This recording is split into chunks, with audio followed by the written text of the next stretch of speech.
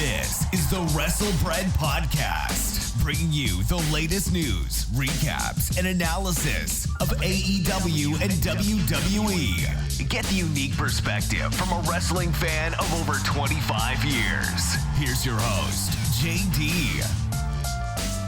What's going on, guys? This is Jaydee, and this is episode 172 of the WrestleBread Podcast. So I know you're probably wondering, well, where the hell has she been this time? Well, let me tell you, for all you parents out there that have children in activities, especially dancing, you know that this season is a little bit frantic with, the nutcrackers and all the other stuff. So my daughter was in a show, and luckily, happily the season is now over for that. So I slightly have my weekends and nights back a little more free. So last week it was crazy. Like, I didn't even get to really watch NXT Deadline or Final Battle live. I had to catch NXT Deadline the next day, and I literally just finished watching the rest of Ring of Honor Final Battle. So it's just been a crazy 2 weeks, and we had a lot that has happened the past 2 weeks.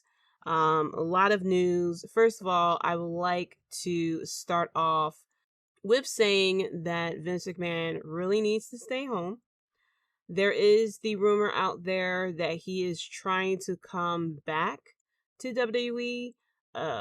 Despite the fact that 2 more women have come out with allegations. Allegedly, he's refusing to pay them anything. And he feels as though that he is going to have a comeback to WWE, which, no. And then, some wrestling fans are just so crazy. There are some people out there that are sitting there talking about some welcome back Vince. Like, no, bro. I hope you were one of those people that was just so happy with each and every booking, that you were completely okay with every release, that you did not complain not once since the time that you started watching wrestling, which probably for some people happened 2 to 3 years ago. Didn't have to really deal with the PG era, with a lot of the shit that has happened under the booking of Vince McMahon. Don't get me wrong, WWE would not be as big as it was today without him. There'll be a lot of wrestlers that we would never have heard from if it wasn't for him. But however, that motherfucker needs to sit at home, put your feet up, take up a fucking hobby, crochet something, do some golf, something. But he needs to stay home and stay away from WWE. So getting into, there's been a lot of news. First of all, Miro is completely healthy. He's just waiting to compete. According to Fightful Select, apparently Creative simply hasn't had anything present for him. And, normally, I have to check my notes again, but, the only creative person in AEW is the one of Tony Khan. So, I don't know what's going on. I don't know what's going on over there. He just has, like I keep saying, just have a whiteboard up and write down every single motherfucking person you have listed. Because he signed more people. He has signed more people. There are more people that are all elite. And I'm like, dude, you have to make sure you are all elite in that booking. Because there are a few people that are missing. And there's no stopping. Like, I feel as though we're going to have even more signings, whether it's, big names, small names, no names, we're going to keep booking people until, I don't know, till there's like too many people in the locker rooms or something. But speaking of that, there are rumors that there may be a big name or so. First of all, I'm jumping ahead. Let's get to the person who left, which was William Regal. There were things that came out that he was unhappy and he couldn't wait to get back soon as Triple H was done. He has a 1-year contract, a 3-year contract. He's working per hour or something like that. Just a lot of crazy things that was going on. And that, he was unhappy because people weren't listening to him and people weren't coming up to him for advice. And Brian Pillman Jr. kind of clarified it that there are people who do come up for advice. So it's not like, and the way I got from the way that Brian Pillman explained, it's not like NXT where there is a class that everyone comes to and everyone sits down and folds their hands and, raise their hands and ask questions. It's people in the ring, and then William Regal or Bryan Danielson, I've heard, or even CM Punk would be ringside, and people will come up to them and talk to them and ask questions. And Brian Pillman mentioned how sometimes there are as much as 10 people with William Regal, sometimes there's a little bit less, and that it's a little more easier to get his undivided attention if it's less people. But it's not like, there's 50 people sitting around waiting for him. And at first I was like, well, why wouldn't you want to get, someone who has been in wrestling for a very long time, especially who has dealt with WWE and helping people kind of be on the bigger stage as far as just getting little tips and stuff like that. Like, is he the best, the greatest of all time when it comes to wrestling? No. However, he has been on TV and has been, he has more experience in the industry than you do. Like, you kind of want to, wouldn't you want to get that type of mindset? And then I really sat and thought about it. And, especially with the things of what's being said, with Hangman Page and different things like that, of the way that people are not as receptive to getting advice. And I realized, why the fuck would they want the advice? They had been signed a 6-figure deal for multiple years. They're on TV, and Tony Khan is the biggest fucking cheerleader. I'm going to sit here and assume and say that to them, to where as though, like, it feels like the atmosphere is so positive there. Maybe there is no critiquing or, saying, hey, unless it really comes to a head, you really shouldn't do that.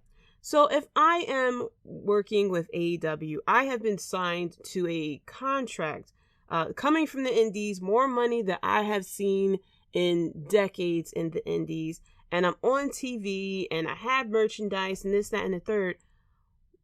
I wouldn't really want to get anyone's opinion or advice about that unless I'm really one of those technician type of wrestlers and I have really a deep love for old school wrestling or something like that, and want to work on the technique portion of wrestling. But if I'm already getting cheered and stuff like that, like if my base is giving me more money than I ever had, seen, I probably wouldn't ask for any help either. I would just be satisfied for where I am. And I think that's what it is with, the people AEW, that they are happy where they are. I know that Hangman Page is one of the people who mentioned that he feels though he don't need any advice.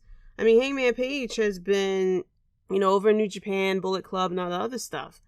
He feels as though he's okay. Who knows how much he got signed with AEW, probably more money he's ever seen. You have, a very flexible schedule and things like that. So I probably I don't really need advice right now because I'm at the top of the game according to my standards.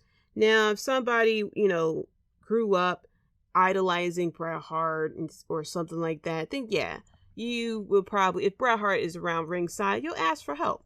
Or if you already know that you need help and you want to get better, in case that contract goes to expire and you need a reason why you need to be re-signed, then yeah, maybe, I would ask for help. But I totally get it. I really do. That a lot of people are not going to take advantage of, having vets over there or something like that. It is what it is. There is no need to ask for advice. I'm sure there's people on the main roster in WWE that do not ask for advice either. Like, you're on TV worldwide, getting paid more money than you've been paid, in the indies. You don't really need the help. Even though there are some motherfuckers in AEW and WWE who definitely need some damn help. But I completely understand. the reason why. So, also, where he went from someone who has left AEW to now the rumors of people who are coming to AEW. Precisely 2 women who have been talked about, well, mainly one who has been talked about on a daily damn basis. And that is Sasha Banks and Naomi, aka Trinity Fatu. Which, very funny, has been seen on Twitter. She was at a NBA Atlanta Hawks game with Jade Cargill, which is, very interesting indeed. Does this mean like, oh my gosh, she's definitely going to AEW? No. I mean, it's people who've seen each other around the way, hey, you want to come hang out with me at this game? Yeah, sure. Doesn't mean that she's signing. It's not 100% that she's going to immediately assign to AEW or anything like that. I'm very interested to see what's going on with Naomi. I mean, we heard about Sasha Banks, stuff like that. Like, I feel like, and I've said this previously before, Sasha Banks is going to be okay. She got that Star Wars money, and she got the Disney money. And I'm going to keep saying that because Disney pockets are very deep. And once you get into a role and you got the toys and the merchandise and stuff like that, and you got the movie, then the TV series and everything, and the animations and everything, she's going to be fine. All she needs to do is land a role in Marvel, and she's probably set for life. So she's going to be okay. And I've said previously before, there was stuff on Twitter, or Twitter or TikTok she had posted of her training down in Mexico with a lot of luchas and stuff like that. And so everybody was wondering, is she coming to WWE? There were people who commented all over the place. Please come back to WWE. I miss you. I love you. And this, that, and the third. And it's like, and as I said before, if I was Sasha Banks and I want to be the big star, I would probably go to AEW short term. If she is looking for more stability, probably, as far as getting match quality, great feuds on a consistent basis, that probably would be WWE. The thing is, Sasha Banks feels as though she needs to be paid what she feels is her worth. There were rumors that allegedly the biggest thing between her going back to WWE is how much she's getting paid. And like I said, this is the same person who said that she felt as though she could eat sit at the table with Mr. McMahon and eat the steak with the potatoes. So if that type of mindset, you're not going to sit there and try to lowball yourself. You're going to want to get paid how much you want to get paid. There was the rumor that I believe they were trying to reach a deal with her and Stardom, I think it was, but her asking price was so high that she basically was setting the bar of, as far as contracts, that she was looking to get paid more than mainly New Japan, but she's wanting to get paid more than what Chris Jericho made when he had his run in New Japan. And I'm sure her asking price for Stardom as well was more than what anyone in that company is getting paid. However, it has been I don't know if this, I think this is announced that according to PW Insider, I should say, New Japan Pro Wrestling is bringing in Sasha Banks to Wrestle Kingdom 17 in January. That she will be expected there. Is not known exactly what she's going to do, but she will be at the event. So she could be simply in the audience. She could be, walking someone out during the entrance. Hell, even to interfere in a match or something like that. Or who knows? Who knows what it is? I definitely plan on checking out Wrestle Kingdom as well. Mainly because Will Ospreay and Kenny Omega. People, of course, upon hearing this, there was a number of people who quickly turned on Sasha Banks. Completely forget the fact that this is her life. She will do whatever she wants to do. If we don't like it, it is what it is. You can either support her or you can turn off the TV. But like I said, I have a feeling I have a strong feeling that she's going to dabble in AEW. She has did a bunch of trademarks, And normally, with WWE, you can't trademark your stuff, and you can't really have side businesses as well. So it's a very strong indicator that she's going to come to AEW. Very flexible, like I said, very flexible schedule. She don't have to be out on the road all the time. She could wrestle at different places. She could definitely wrestle in Japan if she wanted to. And he is willing to pay the money. And a lot of people's like, well, where he's going to get the money and stuff like that, and how it's his dad's money. Look, people have to realize that AEW is a private company. There are no stockholders to worry about. If he keeps asking his dad for more money, he can ask his dad for more money. You know what I mean? There is no. I mean, yeah, you would have, of course, with any business, there are profits and stuff like that you have to worry about. But allegedly, they are, AEW Dynamite is number 1 in the 17 to 49 demo for TNT and TBS, stuff like that. And the networks is okay with that.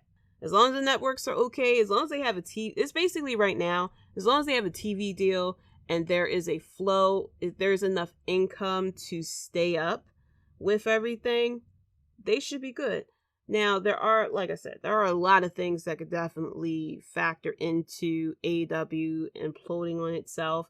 But listening to the crowd that they had in Dallas, especially the fact that they will soon go over to London, I believe it is, next year.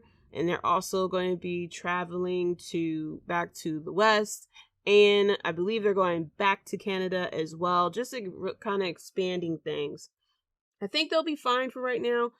They have a lot to lose, whereas though WWE can kind of do whatever the hell they wanted. They pretty much have proven that for the past couple of decades, that they can just book a bunch of shit and people will still tune in. I mean, yours truly, I watched WWE during the added, not only the PG era, but the new generation era. And for you OGs out there, you know exactly the generation I'm talking about. The generation that nobody talks about because it happened before the Attitude Era and it happened after Hulk Hogan had left. And that was the Doink the Clown era. Doink the Clown versus the Jerry the King Lawler era. And I kept watching after that. So there's pretty much not a lot of things that WWE can book right now that will completely turn me off. Not saying that won't happen. But there are not a lot of things that WWE can book that could completely turn me off because I watched that new generation era and I watched the PG era. And so, yeah. Whereas though AEW, it has been recently where I feel as though I do not have to tune into this Dynamite. I don't really have to I haven't watched Rampage in a very long time. And I don't really watch a lot of Dynamite. Not from beginning to end. Normally I'll catch a little bit of it and I'll either read the rest online or I'll just watch the YouTube videos. AEW has a little bit to lose. They do. But as long as there's people still coming to the shows, well, enough people coming to the shows, I should say, and they have enough income and they have a TV deal, they should be cool. Vince McMahon's sitting at home, so he's not going to come out here and try to buy out AEW. We also had a new signing. Well, yeah, a new signing for WWE. They're Kylie Ray, who came out and she did a taping for Main Event, went against Dana Brooke and lost. She was introduced as Brianna Ray, which is actually her real name, Brianna Ray Sparley, I think it's pronounced. Her last name is pronounced. Except for Ray, and her actual middle name is Rae, and the WWE name is Ray. So, it is what it is. Also, there are, there's, along with the whole Vince McMahon thing, there are reports about Raw doing its lowest numbers since July, I believe, of 2021, which is the lowest, I believe it's the lowest numbers they had in 30 years. But it's like that. This is the dead period. People not understanding that people don't really watch a lot of wrestling around this time. They have the the tribute to the troops. They sometimes have the December pay-per-view. There's no December pay-per-view this month for WWE. And not a lot of people are watching wrestling around this time because you are, first of all, with NFL, you're getting closer to the playoffs. So these are the games that actually start to matter because your team's trying to make it into the playoffs. You have the holiday season. So you're boggled down with getting work done because you're about to go on vacation, or, having to do overtime, especially if you work in retail. Especially if you work in the public, mainly because, there's a lot of shopping going on and whatnot. People are out and about. And plus there's not a lot of things that goes on during the month of December with WWE because everything is being geared up for the Royal Rumble. Once we hit the few weeks before the 2 weeks before the Royal Rumble, that's when things really start to pick up with WWE. But right now, this is just like, let's just bullshit around until we get towards the Royal Rumble, and then we start setting up for WrestleMania. So of course, not a lot of people are going to be watching Raw around this time. Let's check the numbers between January and WrestleMania time.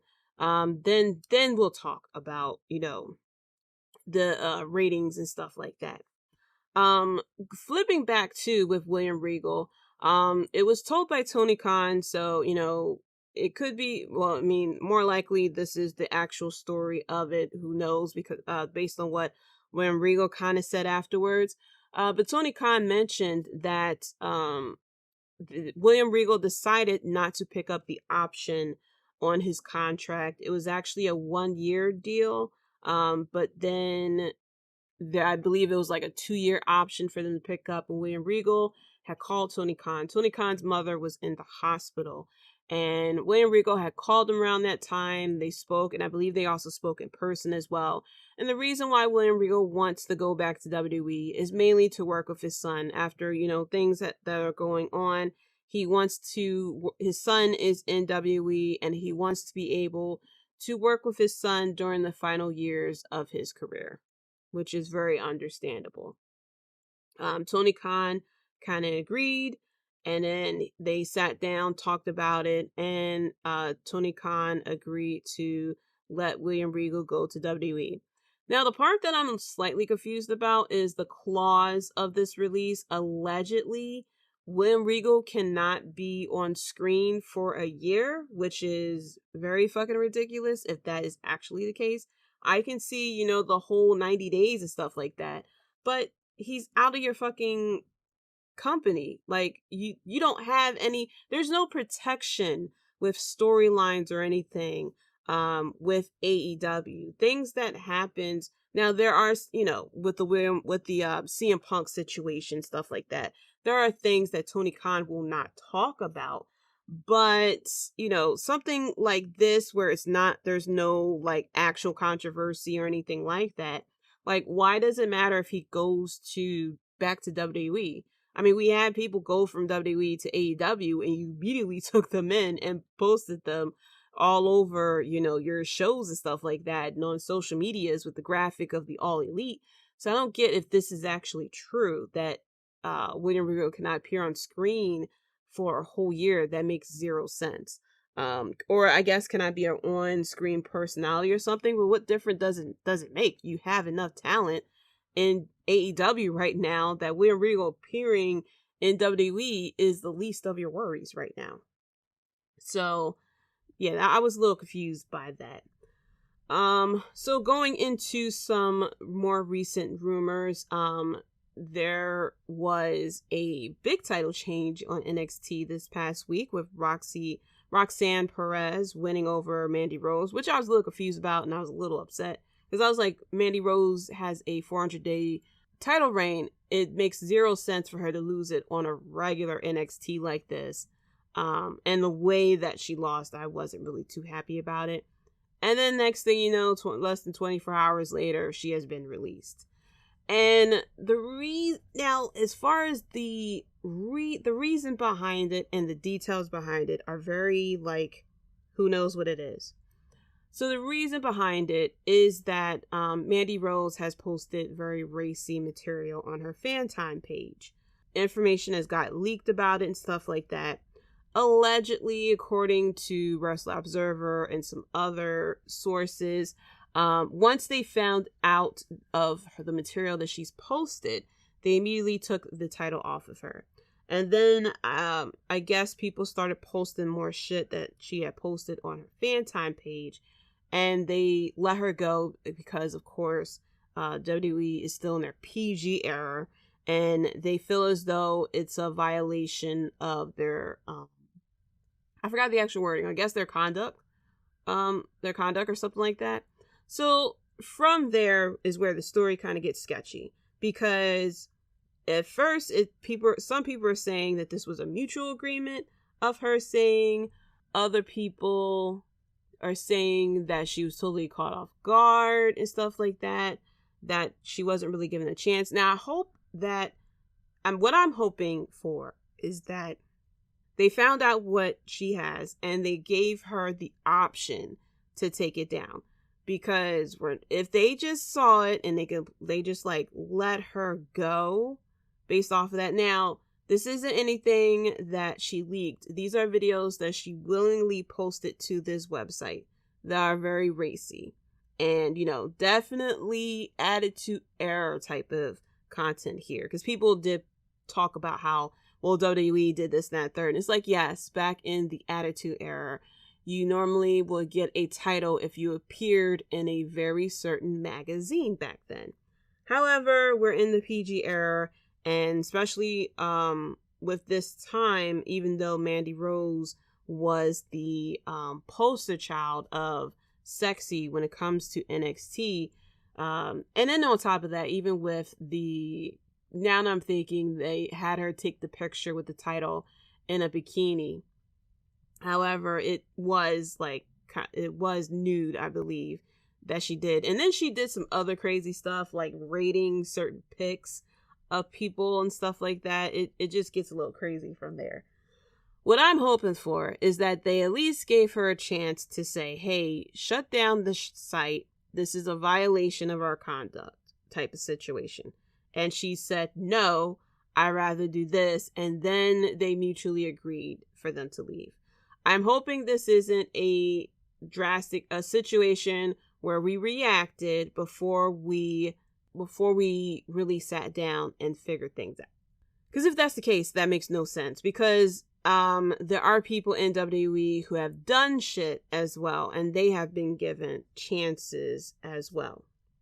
Particularly, we have Riddle, who has failed another drug test, Jimmy Uso, who had the DUI situations, and countless more as well. So I'm hoping that she was given a chance to at least give the option of her taking down the website or not, and she decided not to take it down, in which she was let go.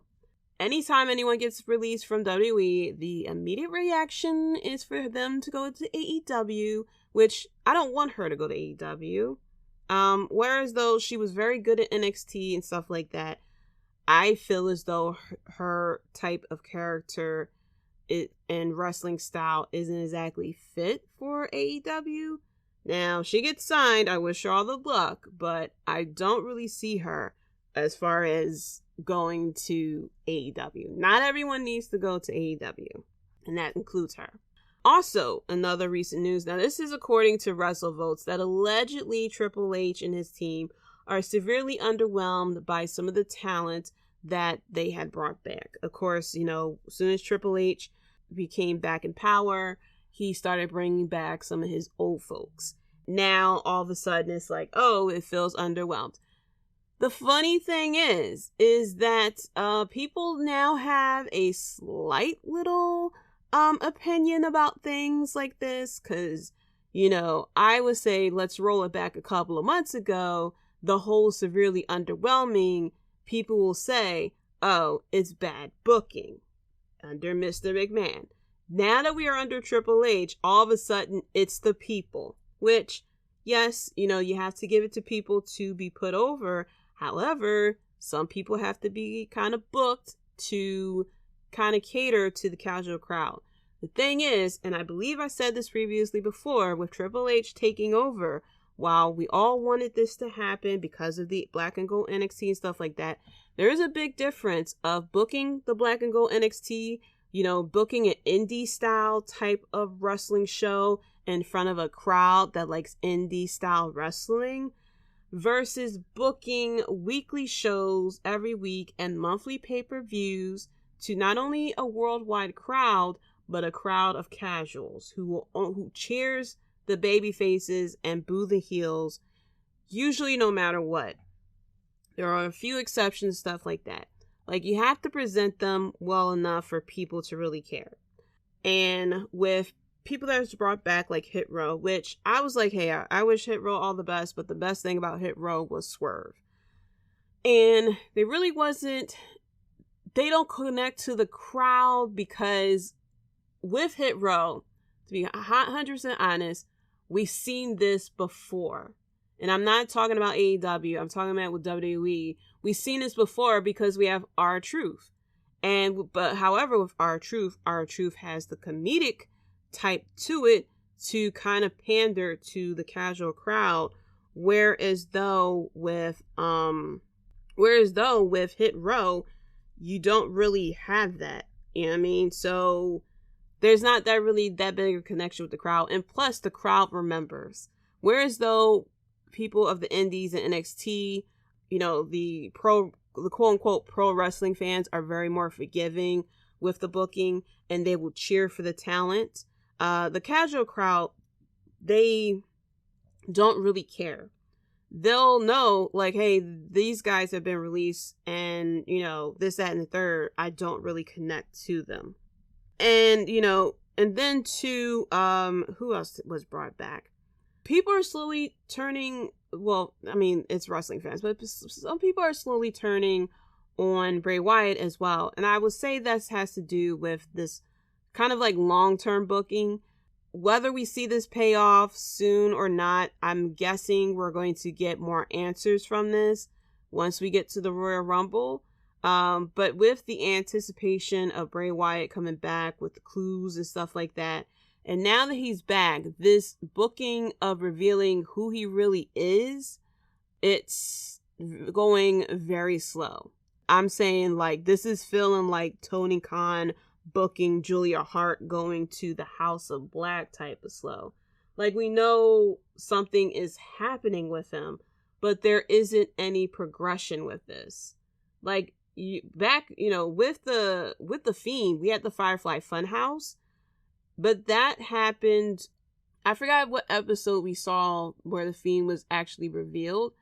I would take a guess, maybe like 3, 4, 5, 6-ish. Like, it happened pretty right away, but there was progression with it. We got Woody, Uncle Woody, or Uncle Howdy, actually. Uncle Howdy coming out. But the progression of this is taking so long. And then we got the Black Phone Mask as well.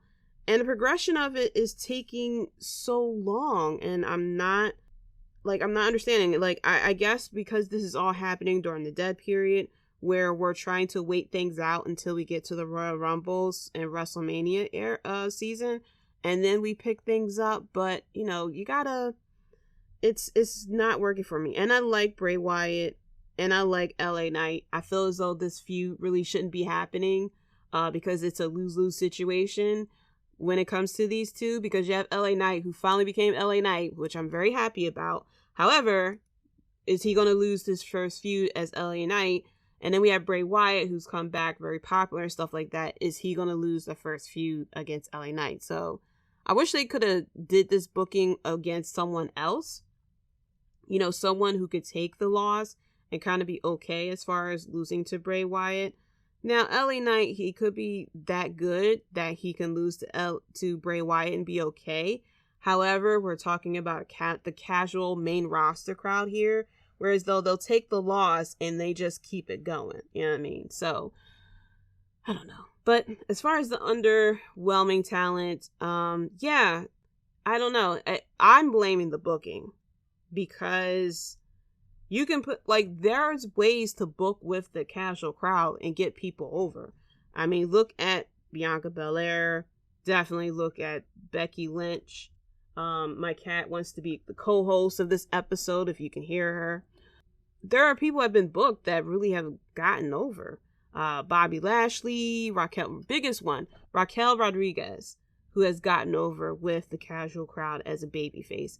So, like, it's there. It can happen, but I don't know. It's just very weird that so far the people who have come back haven't really connecting with the crowd. Karrion Kross is another one.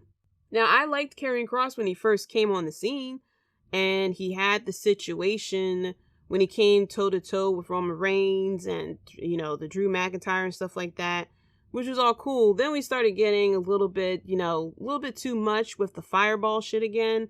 I don't know what it is about WWE. They love their damn fireballs, but yeah, we had the fireball shit. And then we had the mace, which I will admit was very very unique.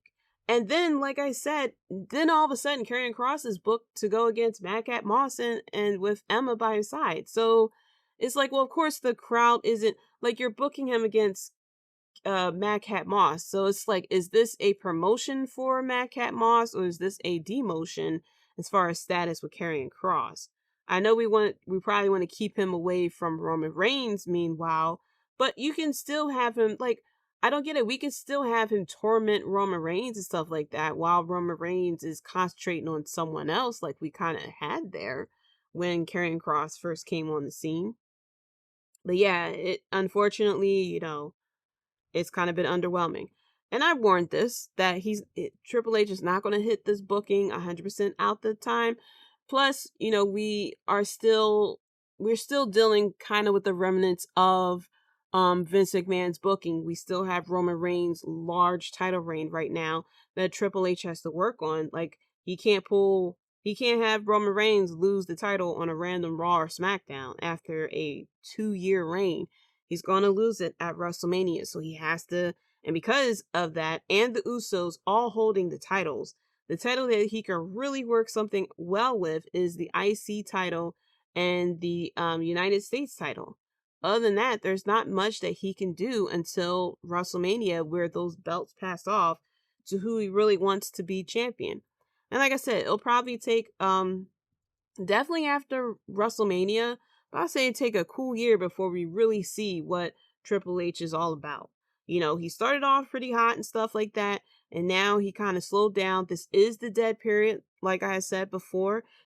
The booking isn't going to be on the spot right now because we're in that period until Royal Rumble where we're just doing things just to do them, because come January is the real feuds. I think things will be okay. We got to blame the booking here, not the talent. The talent can only do so much as far as the booking. Now, yes, they do have to connect to the crowd. By example would be Brian Cage. He was booked very highly and just could not connect to the crowd. So that is a situation where being booked properly and just not connecting to the crowd. But it's just some weird booking going on around here with Karrion Kross and LA Knight and even Bray Wyatt. So we shall see. Like I had said, I did check out Ring of Honor Final Battle and AEW Deadline. So I will actually get into the recap. So let's look at AEW NXT Deadline first. We had the Women's Iron Survivor Challenge for the number one contendership for NXT Women. We had Roxanne Perez, Zoey Stark, Cora Jade, Kiana James, and Indi Hartwell. This match was okay. You know, we had everyone scoring 1 except for Kiana James. And this was a very unique match. Like, I wasn't 100% sure how this would look out. Of course, the men's match was a lot more exciting than the women's. But we had Roxanne Perez, who got the second fall, like, very, not too long, like maybe a 2 minutes or so before the match ended. And Cora Jade was chasing her around, which I was confused about because I was like, won't you go after one of the other competitors and pin her? But instead she was chasing her around, whatever, which was kind of the same thing that happened with the men's match. which had Carmelo Hayes chasing Grayson Waller instead of having Carmelo Hayes go after one of the other competitors as well. But this was an okay match. This was a good starter. It wasn't great or anything like that, but this was a good starter with Roxanne Perez winning here and then going on to win the title due to Mandy Rose release. After that, we had Deadl1ne going against Alba Fyre. Deadl1ne, I liked her entrance. She seems pretty cool. I believe she is originally from NXT UK, if I'm not mistaken. This match wasn't, like, her showing wasn't really that great. Like, my expectations of her in the ring versus what we got was, like, two different things. With this match, we had, now we have, I believe Deadl1ne had, spewed something in the ref or something like that. I don't know if she did it previously. I think she did it in a previous match or something. Or she did it earlier. I'm not 100% sure. But then it came back up because the referee started coughing up this black goo or something like that.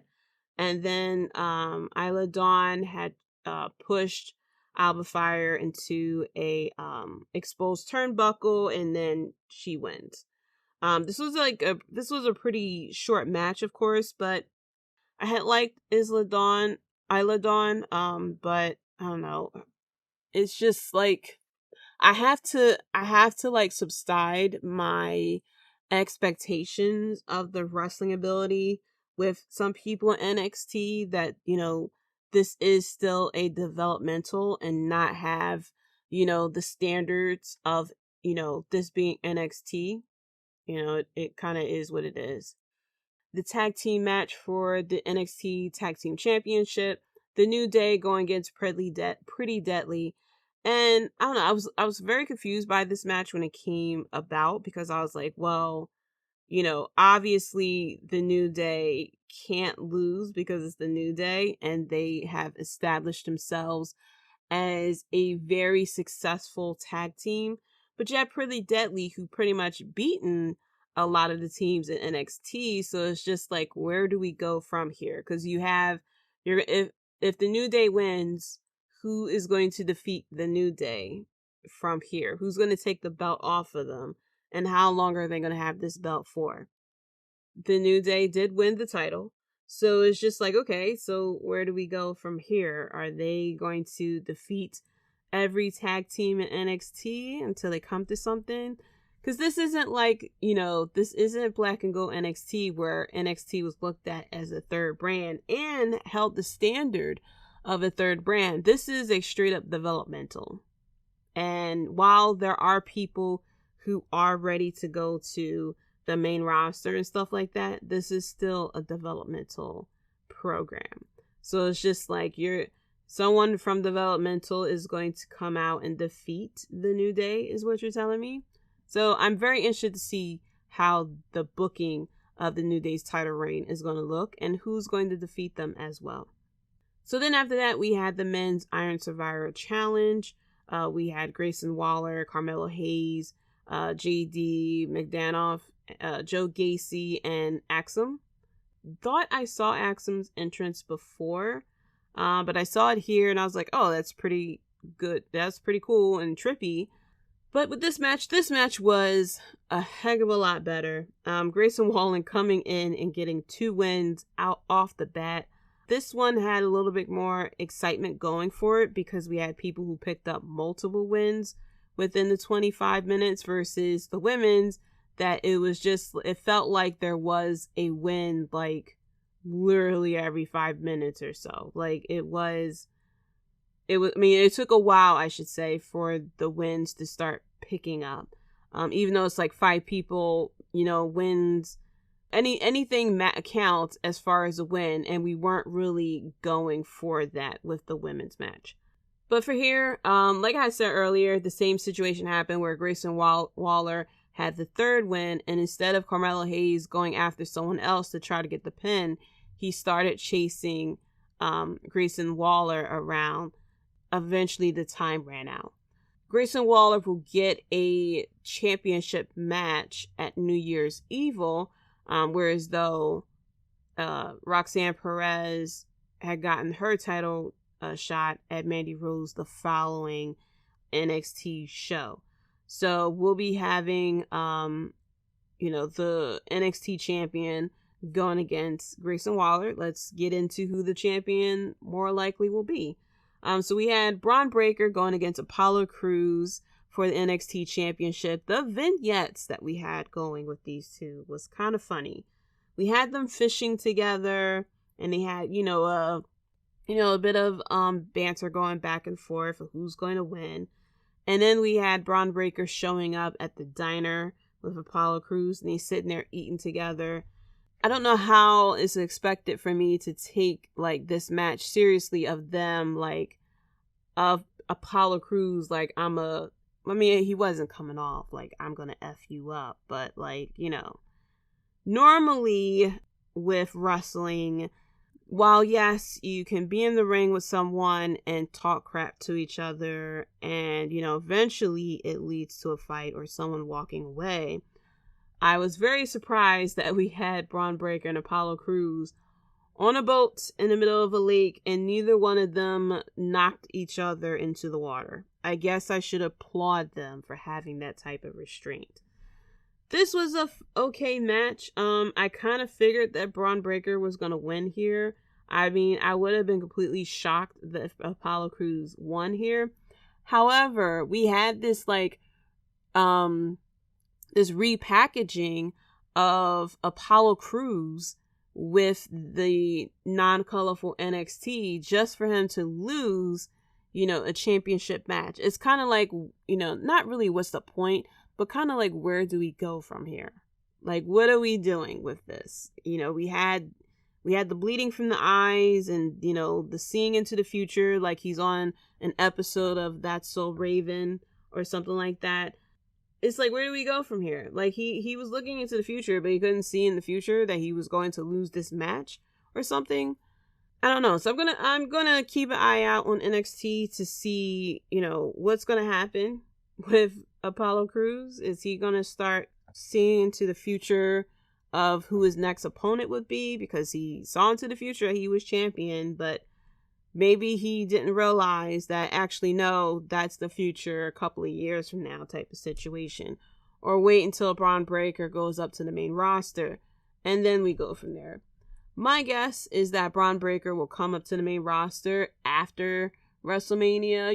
The Raw after Mania will hopefully be a lot better this year under the booking of Triple H, fingers crossed. But that's my thinking, is that that's where we'll see the changes come in at. And then a little bit something to Solo Sikoa.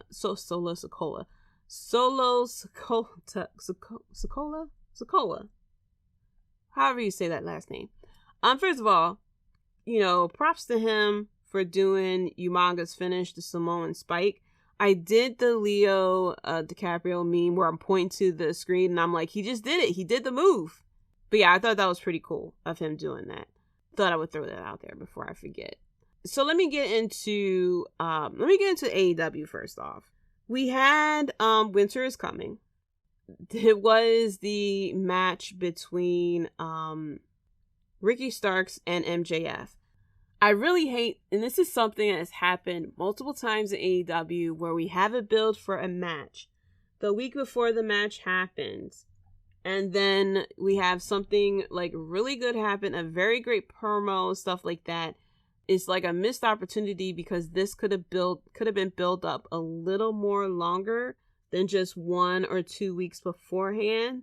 Like, for example, Eddie Kingston and Jon Moxley, I believe it was, where it was revealed that Jon Moxley, kind of knew Eddie Kingston's mom. And I'm like, where was this whole time? Why are we getting this the week before? And there's plenty of situations like that where we get the big promo and stuff like that the week before, and it feels like it just like comes out of nowhere. And so that's how I felt about it, because first of all, MJF calling Ricky a pebble. And then Ricky calling MJF maxi pad and just going the fuck off on him as well was pretty amazing. And I was really looking forward to the match, and so was a lot of people. However, you kind of knew what was going to be the finish. But we started off the Winter is Coming, first of all, with the NBA music, which I was like, because I heard them play it when they were talking about the best out of 7 series of Death Triangle going against the Elite. And I'm sitting here like, are we playing the NBA basketball music? Like, I was a little confused because I was like, this has nothing to do. That song usually has nothing to do with wrestling. And then I found out later that Tony Khan actually brought the rights for him to play that song. Apparently it's his favorite song. I only watch basketball when it comes to the the playoffs and I hear the song. I don't really want to hear the song watching wrestling. You know what I mean? But it is what it is. If that what gets his rocks off, then whatever. But we have, starting off, the Death Triangle going against the Elite. This was like I said, I'm okay with the best out of 7 series if each match feels different and is just as intense. This match wasn't as great as the other matches. There was the spot of Nick Jackson, I think it was, who got injured on his leg or something like that, or his shoulder, who knows. And then he did the WWE thing where he goes off with the doctors to get looked at, and he comes out against the doctor's orders like, no, I need to finish the match. I need to get into this match and, muster all my strength and carry on. So we had that. And then we had Death Triangle, who cheated again. I'm like, damn, we're really doing this damn double turn of Death Triangle turning heels and the Elite turning fucking faces, which we know is happening because the titles are eventually going to go back to the fucking Elite. The Dallas crowd, props to them. They were very vocal throughout the whole night. They definitely booed Death Triangle for cheating. And then Omega, got on the mic and issued a challenge for a no DQ match for match number 5. And then Tony Khan turned around and said, hey, I will grant the no DQ for match number 5. However, if there is a match number 6, I believe that one is Falls Count Anywhere. And then match number 7, I forgot the name of it, but I was like, okay, so we're definitely going to a match 7. It's like a ladder match. I forgot the name of it, but it was a ladder match, basically. And I'm like, okay, so we're going to have this happen. We had MGF, who did a backstage promo, sat there and talked about Ricky Starks ahead of it, as well, which was pretty cool. Definitely hyping up the match that was happening at the end of the night. Then I realized that they're in Texas, which apparently Ricky Starks is his backyard. I'm like, are we really? Like, I don't think we're gonna do it, but are we really gonna do it? Because Tony Khan likes people winning in their hometowns, I have to say. Jungle Boy going against Brian Cage. Jungle Boy wins here, and then now he is, I guess we're doing this whole David and Goliath situation that he takes down guys who's bigger than him. So now he wants to go after Big Bill. We're gonna have that coming up. And very interesting, we had Hook, who came out for the save for Jungle Boy. And I'm like, what are we doing here? Like, I appreciate the fact that Hook now has something to do, especially since he is no longer, teaming up with Downhausen, and we had that whole situation of Hookhausen and everything. It looks like now we got something for Hook to do, and he's now going to be coming on to Dynamite as well. Then we had the House of Black, which chef's kiss for the entrance of House of Black. Like, if I decide to dress up for Halloween this year, I'm dressing up in the outfit of that Julia Black wears. Like, I love the hat. I really like that hat. I know a lot of people like Jake Hager's hat, but I like Julia Hart's hat. And they went against the Factory, which I was like, wow, this is very random of them.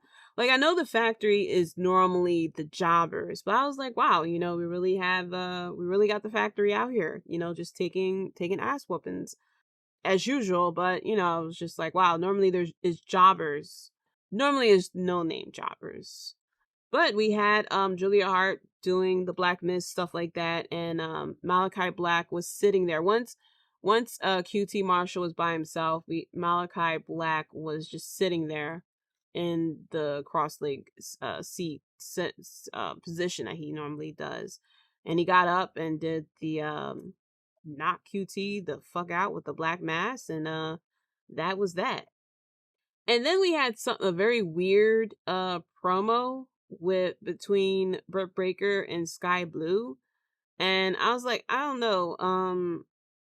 Sky Blue was like, well, let's see if you are as good in the ring as good in the ring as much as you could talk, or something like that. And I'm like, sweetie, Britt Baker was a fucking champion. Like, I don't know what's going on here, but whatever, give Sky Blue a chance type of situation. Fine. She has something to do as far as a feud with, whether this is a one-off or something like that, with Britt Baker. And then we get to, I will say, one of my favorite moments of Dynamite. We had Chris Jericho going against a jobber, as he preferred. I will get major motherfucking shout out to the crowd, because this match would not have been as exciting if it wasn't for the crowd.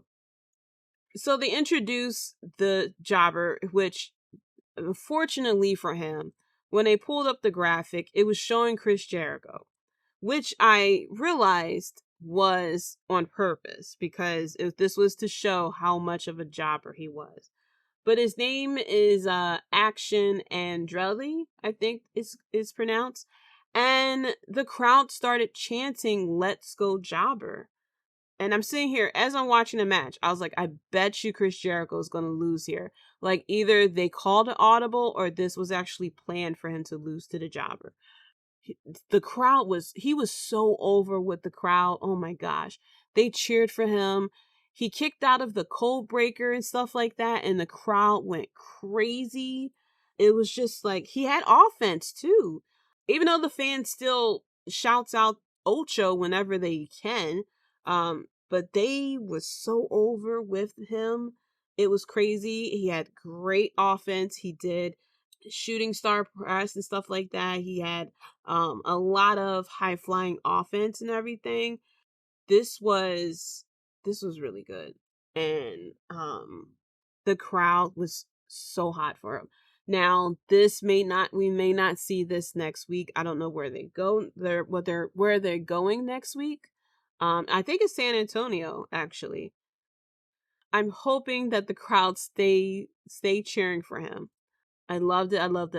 Because it was so cool to see Axiom Andretti get this highlight of his life, that he's wrestling Chris Jericho in front of a lot of people, and a lot of people are cheering for him. Like, that was pretty cool. And then of course it immediately turns out that he's All Elite. I'm like, dude, we signed him too? Like, jeez. Definitely, I figured they either called an audible based on the crowd reaction. But then I read that this was planned. Like, apparently Chris Jericho saw him wrestle on Dark or Elevation 2 months ago, and thought of the idea there, which is completely crazy that he thought of this 2 months ago, and probably figured that the crowd, the biggest wild card was the crowd. Even if the crowd was mildly cheering for him, it wouldn't have been such a big moment like we got with the Dallas crowd. But big shout out to them. Unfortunately for him, though, I wish they didn't do it. But then they cut to a promo of Ricky Starks backstage after this match, and I really wish that they just hold off a little bit and just let him get his time to shine, because the crowd was still hype on him and cheering and stuff like that. And so it felt like, from the way the crowd was cheering and stuff like that, they missed a good portion of his promo. And then too, with Ricky Starks, because he's coming in with the crowd being all hype and stuff like that, unfortunately for him, on the night that he's getting this big title shot, his promo kind of got a little bit overshadowed with what happened with Axiom. Then after that, we had Soho going against Melo, which was okay. Ruby Soho coming back after she had to get reconstructive surgery on her nose. This was a fine match. Melo is able to get the heat on her. We had Anna Jay, who also showed up as well, but we had Ruby Soho, who won the match here. And, we kind of continue on from there. It's pretty much all it is. We just continue on from there. It was a better match, I have to say, than what I expected. I don't know what we're going to do with Ruby Soho. We're going to continue this feud with Melo, or we're going to, do something else here. But then we get to the main event, which was the match between Ricky Starks and MJF, which was a pretty good match. And MJF, he definitely wrestles like the old school, like I keep saying, he wrestles like the old school heels, stuff like that. And I was very happy for Ricky Starks, but I was wondering how we were going to come to the end here, what the finish was going to be. Because I was like, the feud between Ricky Starks and MJF really should have been drawn out a lot more. And I wished what they should have done was have two separate matches, have the Diamond Ring match separate from the championship match. I've been completely cool with Ricky Starks defeating MJF with the Diamond Ring, and then have them do a promo or something like that. Give it 2 weeks between those two matches and have, them cut another skeeving promo against each other. And then you can have this match that you had tonight. But the fact that we put both of these on the line, it kind of didn't make sense to me. Ricky Starks win the ring, and that way, the promos that he could have cut about him holding this ring, especially holding it over MJF, would have been stellar. But then in the end, I thought that they was going to have Ricky Starks tap out when MJF had put Ricky Starks in the Salt of the Earth armbar, and then he took the other arm and bent that back as well to the point. And then Ricky Starks was going for the rope break with his foot. MJF grabbed that foot, and then Ricky Starks used the other foot for the rope break, that was a pretty good spot. But then we get to MJF using the ref as a shield. Then he pushed the ref out of the way, gave him a low blow, and then we had, of course, the match come there. 1, 2, 3. I was hoping that, we would continue this feud, something like that. And then we had fucking Bryan Danielson come out to chase MJF away, which I kind of didn't like, because I felt like it really took away from Ricky Starks. Even though Bryan Danielson then held up Ricky Starks' hand and stuff like that and tried to get the applause, it really felt like now the shift is moving from Ricky Starks to Bryan Danielson versus MJF, which I really didn't want. Like, I wish we could have drawn out this out again for Ricky Starks, because that was a pretty good feud between, like a very good promo feud between Ricky Starks and MJF, which I knew was going to happen, but it definitely exceeded my expectations as far as what we have gotten with this feud. But I just wish that we didn't have Bryan Danielson come out. Like, if you want to have Bryan Danielson go against MJF at the fucking Revolution pay-per-view, then fine, but just hold off. Like, let Ricky Starks get his time to shine. And I like Bryan Danielson and Ricky Starks as well, but I really didn't like how that went. It just was like, oh yeah, Ricky Starks lost by a low blow, but here's Bryan Danielson, he's gonna go after MJF, and MJF's gonna run away from him, and it looks like we're gonna have a confrontation between those two instead. Stay tuned. Tune in next week on Dynamite. I didn't like that. So, going into, I was about to say AEW, Ring of Honor, Final Battle. Now, I really I didn't give predictions for this. While I do know some of the people who wrestled at Ring of Honor Final Battle, there are some who I do not know, and I feel as though I wouldn't be able to really give an opinion Like, I can't give predictions on someone who I don't really know like that. I completely missed the pre-show. I saw like the first 4.5 matches, and I like kind of missed the rest of the show, which I had to come back and watch.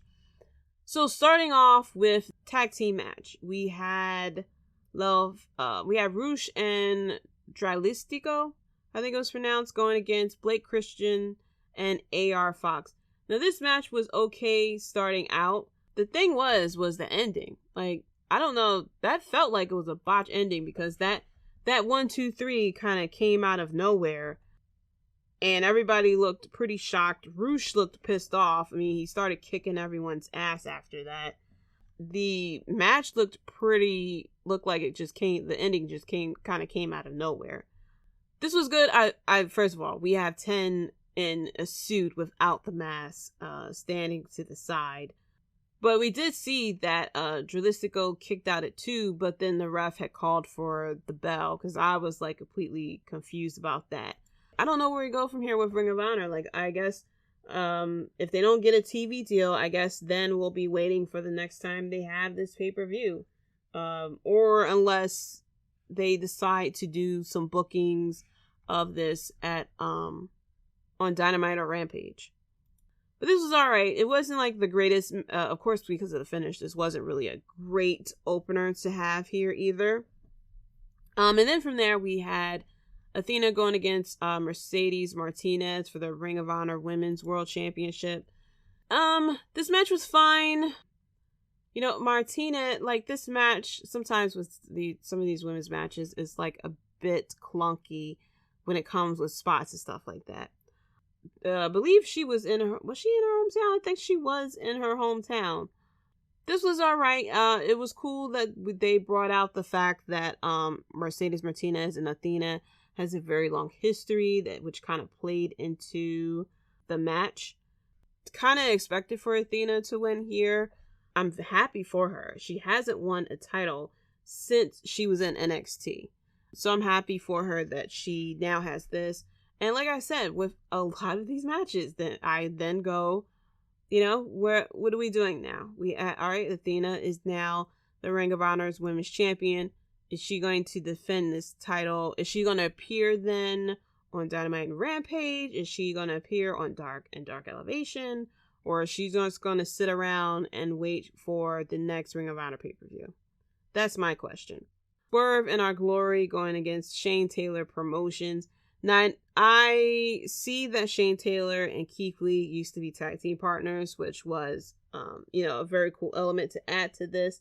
I don't know anything about Shane Taylor, but watching this match, I learned. I learned that day. Now, this was a great match, and the crowd playing into the story of Shane Taylor and Keith Lee. First, we had a bit of a standoff between Keith Lee and Taylor, and then Swerve just kind of slaps him to quickly tag himself in, which I thought was pretty cool.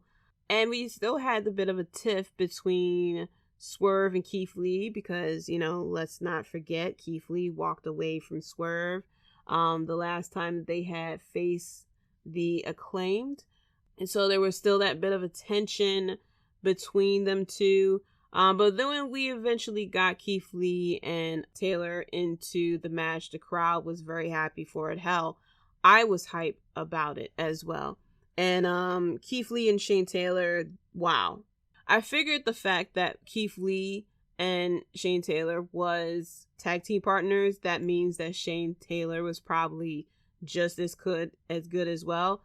Oh, but them motherfuckers was on something else, yo. That was a pretty good match, and I was very happy about it.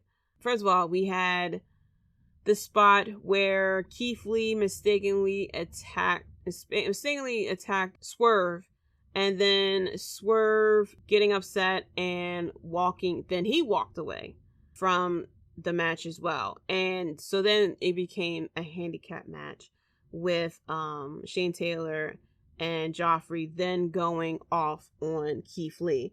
Shout out to Griffley too. He looked pretty good as well. I believe he is a some type of like mixed martial artist or something like that. who is now wrestling, but he was pretty good as well. He held his own with everyone else too. But this was a pretty good match. I will maybe dare to say my favorite match of the night. And then we get into the 6-man tag team titles, Dalton Castle and the boys going against the Embassy. I'm a big fan of Dalton Castle. When I first watched the first AEW Ring of Honor pay-per-view and I saw Dalton Castle, I was like, this is fucking amazing. This kind of went the way you knew it would go. I mean, the fucking Embassy, it's Brian Cage, and I believe the tag team of Gates of Agony. Like, of course, they're all powerhouses. And we have Dalton Castle and the two boys. I think they're twins or something like that. They had no shot. I don't know which one of them it was. But they were getting their ass whooped. Brian Cage at one point, I believe it was him, who did arm curls and stuff like that with one of them. And it's just like, damn, yo. Like, I'm happy for them, for Brian Cage and Gates of Agony. They won here, which, really wasn't that surprising. And, I'm happy for him. It feels like he's getting a bit of a second chance. Hopefully things will translate more with the crowd because, he has the look of being, as popular as Wardlow is with the crowd, but for some reason it was just not fucking connecting. So after that, we had Daniel Garcia going against Wheeler Yuta for the Ring of Honor Pure Championship. Of course, these two went against each other pretty much before. Daniel Garcia always cracked me up because as small as he is, he walks around and acts like he is fucking Brock Lesnar. But this was a pretty good match. Very technical match between these two. I'm still getting used to the pure wrestling rules. The fact that you can't use a closed fist, the ring, the rope breaks, stuff like that. But it was very smart of Daniel Garcia as far as using the rope breaks, doing submission moves in the ropes so that Yuta would have to be forced to use the rope break. And I believe they have 2 rope breaks. It might be 2 or 3 rope breaks that they can use. And then after that, like, you're fucked. So I was like, that was a pretty smart idea. This match was really good between these two. Of course, we had the other members of the Jericho Appreciation Society coming out and stuff like that, trying to help out. But then we had from there, Wheeler Yuta just starts going off. But this was definitely a match of the night contender, but I am I like Swerve in Our Glory, and I am becoming a fan of Shane Taylor and Jaydee Griffey, so that's why that match was my match of the night. But this match was definitely right there. If you love yourself a technical match, you definitely should check out this match. But in the end, we had Wheeler Yuta, who won the Pure Championship back. With this one, I'm fine with the ending that he was doing the series of elbows and knocked Daniel Garcia out, and so it wasn't like Daniel Garcia tapped or got pinned or anything like that. He still protect his Brock Lesnar persona by passing out. Then from there, we just go left. We had the double dog collar match with FTR going against the Briscoes. Now this match, this match was about as brutal as it would get. It was wild and crazy. I've seen the Briscoes fight before, especially, I forgot what match it was that they fought in that GCW pay-per-view, but that shit was crazy too. And I knew this shit was going to be crazy. And the amount of blood that was spilled. I mean, we seen more blood in this match than probably a blood drive from the Red Cross. I mean, Jon Moxley probably wanted to walk out and join the match, as much blood as those men were spilling. And then there was the spot where the ref got hit with the chain from the dog collar, and he started bleeding. And I'm sitting here like, well, damn, like, normally these type of matches happen towards the end of the night, where it's so that you don't have to deal with stains and stuff like that. But this match was very crazy. And then, of course, at the end, we had the Briscoes winning by submission with Dax passing out. I mean, and I believe there was a tooth loss too, if I wasn't mistaken. I thought they were just saying that just to say that. But I forgot who it was from FTR, lost a tooth, like legit. And I'm saying like, well, damn, yo, like, I hope it was worth it.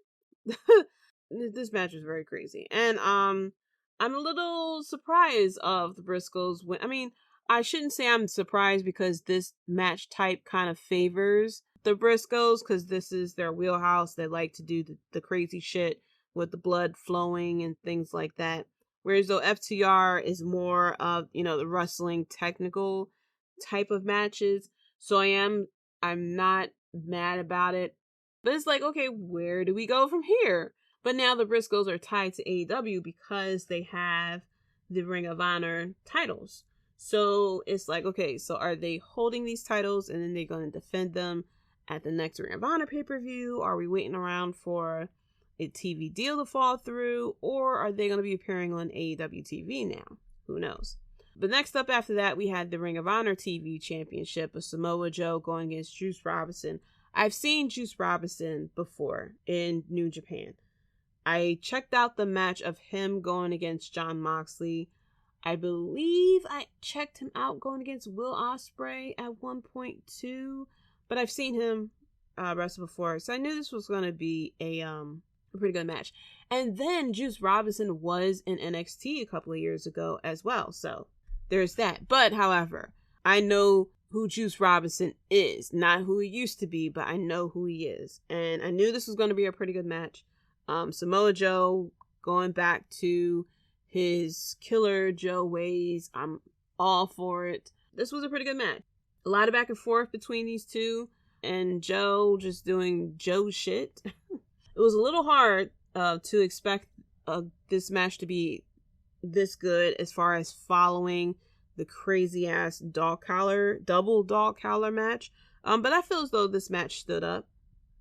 We had a lot of back and forth, like I said, between these two. We had Joe hitting the muscle buster at the end and winning the title from here. Actually, I believe, he's the only champion to retain his title on this pay-per-view. So kudos to him. And I know I just kind of spoiled the last thing by saying that. But anyway.